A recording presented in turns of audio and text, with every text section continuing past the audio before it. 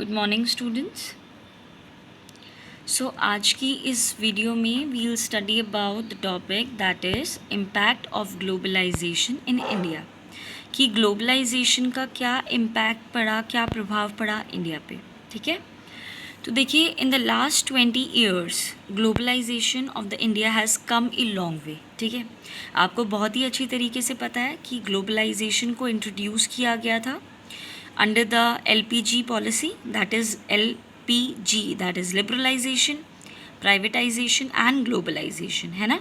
तो ग्लोबलाइजेशन का जो कॉन्सेप्ट था या लिबरलाइजेशन या प्राइवेटाइजेशन का जो कॉन्सेप्ट था ये आपका इन द ईयर 1991 में आया था। ठीक है, और आज की सेंचुरी की बात करें तो अभी इस वक्त 2020 चल रहा है ना। तो इसका मतलब 1991 से, है ना, 2020 तक, इसका मतलब ग्लोबलाइजेशन को आए हुए काफ़ी साल हो चुके हैं। ठीक है, तो नेक्स्ट आ जाता है आपके पास यहाँ पे कि ग्लोबलाइजेशन जो है, ठीक है, और जितने भी आपका कंपटीशन है अमंग द प्रोड्यूसर्स, तो इन दोनों की ही वजह से, इनकी कंपटीशन की वजह से कहीं ना कहीं फ़ायदा उठाने वाला कौन सा सेक्शन है, दैट इज़ कंज्यूमर।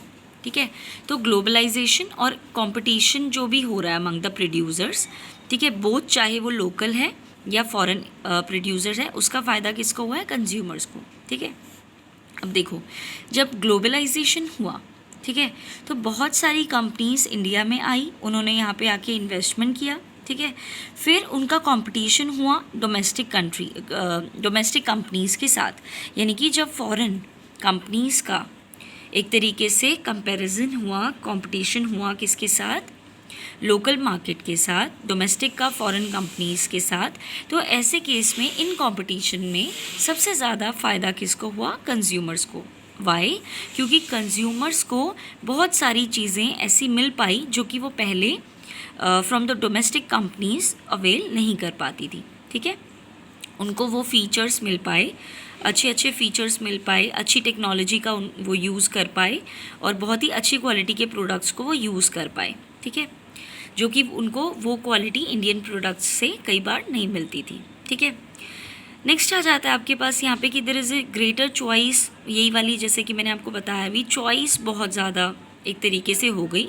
पहले कंज्यूमर्स को अगर कुछ भी ख़रीदना पड़ता था तो वो सिर्फ डोमेस्टिक कंपनीज़ के गुड्स को बाय करता था, क्योंकि उसके पास कोई और अदर ऑप्शंस नहीं था। ठीक है, फॉर एग्जांपल आपको फ़ोन लेना है, ठीक है, तो आपने खाली माइक्रोमैक्स ले लिया, रीज़न बीइंग क्योंकि वो इंडिया का फ़ोन है।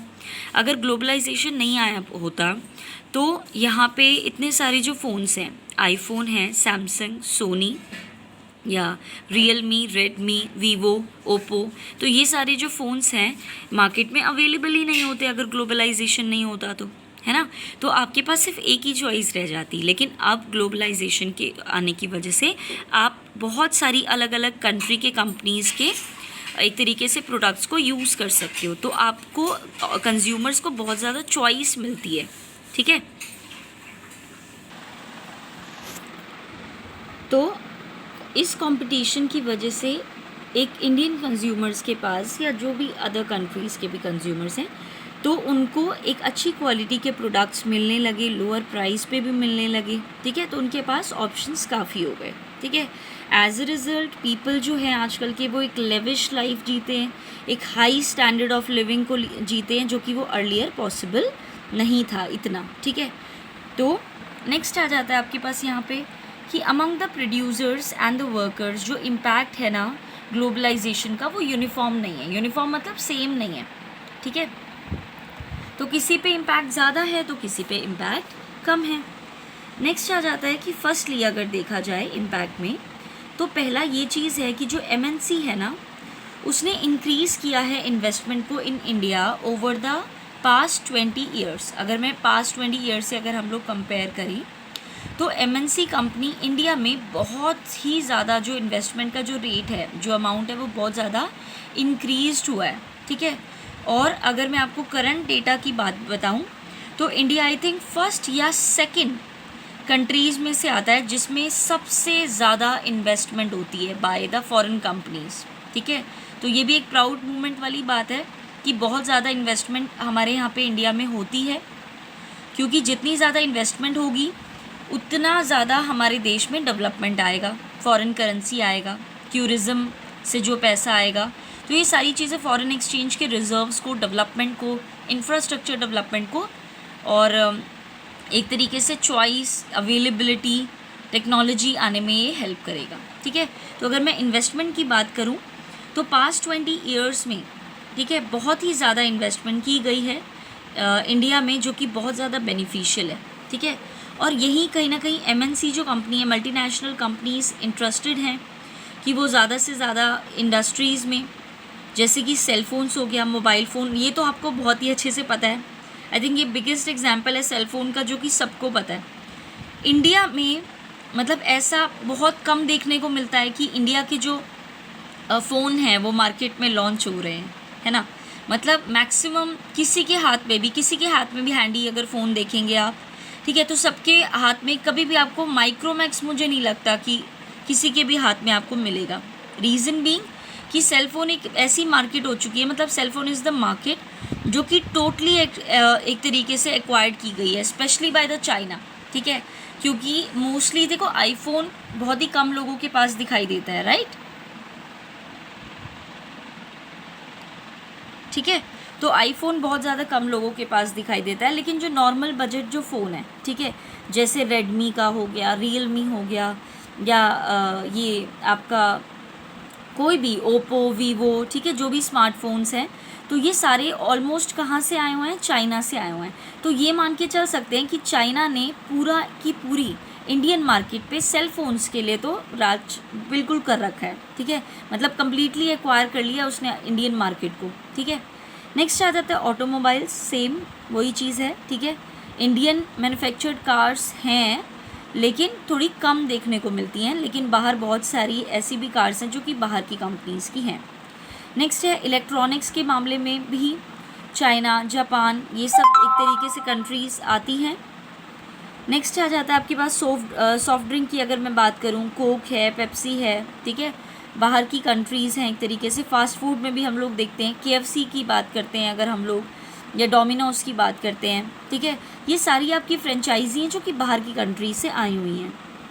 ठीक है, नेक्स्ट आ जाता है आपके पास कि ये जो प्रोडक्ट्स होते हैं ना, उनका एक large number of well of buyers होता है इंडस्ट्रीज़ में और सर्विसेज में। ठीक है, न्यू जॉब्स को क्रिएट होता है, क्योंकि जितनी ज़्यादा MNC कंपनी इंडिया में खुलेंगी उतनी ज़्यादा जॉब अपॉर्चुनिटीज़ इंडिया वालों के लिए जनरेट होंगी, जो कि एक अच्छी बात है। ठीक है, और जो लोकल कंपनीज़ होती हैं वो इन कंपनीज़ को रॉ मटेरियल भी प्रोवाइड करती हैं, ठीक है, सस्ते रेट पर। नेक्स्ट आ जाता है आपके पास सेकेंडली, जो सेवरल ऑफ द इंडियन जो टॉप कंपनीज़ हैं उनको भी बहुत ज़्यादा बेनिफिट मिला है कंपटीशन से। ठीक है, उन्होंने भी ज़्यादा से ज़्यादा इन्वेस्ट किया है न्यू टेक्नोलॉजी में भी, प्रोडक्शन के मेथड्स को बहुत ज़्यादा अच्छे से वो लेकर के आए हैं, न्यू लेकर के आए हैं। उन्होंने भी अपनी प्रोडक्शन की स्टैंडर्ड को, क्वालिटी को एनहेंस किया, रेज़ किया है। और बहुत सारी ऐसी कंपनीज़ हैं जिन्होंने आपस में कोलैबोरेट भी किया है, जैसे कि मैंने आपको एग्जांपल भी दिया था। फॉर एग्जांपल अगर मैं मारुति सुजुकी की बात करती हूँ, है ना, तो Maruti is a Indian company and Suzuki is A Japan company, है ना, तो इन दोनों ने भी आपस में कोलैबोरेशन किया है। तो ये तो मैंने अभी आपको सिर्फ एक एग्जाम्पल दिया। ठीक है, ऐसे बहुत सारे एग्जाम्पल्स हैं जिसके थ्रू आपको पता लगेगा कि इंडियन कंपनी बाहर की कंपनी के साथ एक तरीके से कोलैबोरेट हुई है, या तो वो जॉइंट वेंचर हुई है, यानी कि इक्वल शेयर है, मर्जर हुई हैं, या तो फिर कभी कभी ऐसा भी होता है कि एक लार्ज कंपनी स्मॉल कंपनी को टेक ओवर भी कर लेती है। ठीक है, लेकिन इसमें फ़ायदा कहीं ना कहीं दोनों का ही हो जाता है। ग्लोबलाइजेशन की हेल्प से बहुत सारी ऐसी इंडियन कंपनीज़ हैं जो कि मल्टीनेशनल कंपनी में अपने आप से ही एक तरीके से एमर्ज्ड हुई हैं, डेवलप्ड हुई हैं। ठीक है, जैसे कि टाटा मोटर्स एक मल्टीनेशनल कंपनी बन चुकी है आजकल के टाइम पे, इन्फोसिस, IT, रेनबैक्सी जो कि सबको पता ही है मेडिसिन की कंपनी है, एशियन पेंट्स के बारे में सब लोगों ने सुना है। ठीक है, तो इस तरीके से बहुत सारी ऐसी कंपनीज़ हैं जो कि ऑल ओवर द वर्ल्ड अपने माल को सप्लाई कर रही हैं, अपने गुड्स जो भी मैन्युफैक्चर कर रही हैं उनको क्या कर रही हैं, सप्लाई कर रही हैं। ठीक है, तो नेक्स्ट आ जाता है कि जो ग्लोबलाइजेशन है ना, उसने क्रिएट किया है न्यू अपॉर्चुनिटीज़ को कंपनी के लिए भी, जो कि वेरियस सर्विसेज को प्रोवाइड करती है, specially in the field of IT। जैसे कि मैंने आपको पहले भी बताया था बेंगलुरु यानी कि जो आपका बेंगलोर है, जिसको हम लोग बेंगलुरु कहते हैं अब, है ना, तो वो एक आईटी हब है। और जो सेकंड आईटी हब है दैट इज़ गुरुग्राम, जिसको गुड़गांव भी बोला जा सकता है, ठीक है। तो इंडियन जो कंपनीज़ हैं वो भी एक तरीके से मैगजीन्स तक प्रोड्यूस करती हैं, वो लंदन बेस्ड कंपनीज़ के लिए।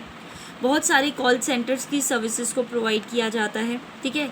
होस्ट ऑफ द सर्विसेज लिया जाता है, जैसे कि डेटा एंट्री हो गया, या आउटसोर्सिंग करा लेते हैं लोग अपने काम को। आउटसोर्सिंग कराने का मतलब क्या होता है कि मेन काम वो कर लेते हैं और जो भी उन्हें लगता है कि सेकेंडरी काम है वो बाहर किसी कंपनी से करा लेते हैं। लाइक बहुत सारी ऐसी कंपनीज़ हैं जो कि इंडिया में as a call centre run हो रही हैं, ठीक है, लेकिन उनका मेन ऑफिस कहीं और है, ठीक है। तो just a call centre is one of the part only, ठीक है, एक किसी भी कंपनी का। तो डेटा एंट्री की सर्विसेज है, या एडमिन कोई है, या रिक्रूटमेंट कंपनी है, इंजीनियरिंग है, तो ये कोशिश करते हैं कि उन कंट्रीज़ में करवा लिया जाए जहाँ पे उनको ये चीज़ सस्ता पड़ेगा, ठीक है। तो मेन जो काम होता है वो लोग खुद ही एक तरीके से कर लेते हैं, ठीक है। और जो बाकी का जो सेकेंडरी काम होता है, जो उन्हें लगता है कि कोई भी कर सकता है, तो उनको वो अलग अलग कंट्री से करा लेते हैं, जहाँ से भी उनको वो कराना सस्ता पड़ेगा, चीप पड़ेगा, ठीक है। तो ग्लोबलाइजेशन का यहाँ पे हमने क्या पढ़ा, इम्पैक्ट पढ़ा, ठीक है। कहीं ना कहीं देखा जाए तो ग्लोबलाइजेशन का बहुत ही ज़्यादा एक पॉजिटिव इम्पैक्ट रहा है हमारी इकोनॉमी पे, स्पेशली फॉर दी कंज्यूमर्स बहुत ज़्यादा बेनिफिट रहा है, जिसकी वजह से कहीं ना कहीं लोगों का जो स्टैंडर्ड ऑफ लिविंग है वो भी क्या हुआ है, हाई हुआ है, रेज हुआ है, ठीक है। Thank you.